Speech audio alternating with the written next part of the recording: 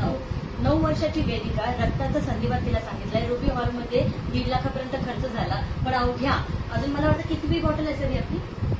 ही आता 6वी बॉटल आहे. 6वी बॉटल आहे. 6व्या बॉटलमध्ये वेदिका ठणठणीत झाली आहे आणि व्यवस्थित प्रॉपरली चालते. ती शाळेत सुद्धा जाते. 3-3, 4-4 मधले ती चालू पण शकते आणि कुठलाही प्रकारचा थकवा तिला जाणवत नाहीये.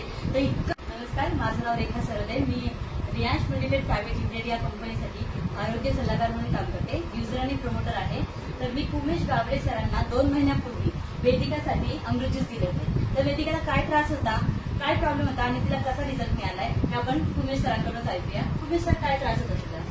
तिला अगोदर पूर्ण म्हणजे काय समजतच नव्हतं की आपल्याला याला काय त्रास आहे. भरपूर डॉक्टर गेले आणि त्यानंतर समजले की तिला सांधेवातचा हे आहे. कोणता सांधेवात? सांधेवात हे पहिलं हड्डीतला जॉईंट सांधेवात असं डॉक्टरनं सांगितलं. त्याच्यावरती भरपूर ट्रीटमेंट दिली डॉक्टरनं, पण त्याने काही फरक नाही होता पडला थोडा. त्यानंतर समजलं की रक्तातला सांधेवात आहे.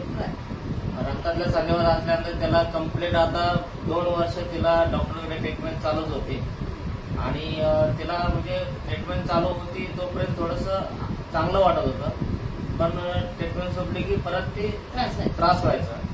मग त्रास म्हणजे काय नेमकं व्हायचं? त्रास म्हणजे चालताना बसताना त्याला होत नव्हता. असं चालताना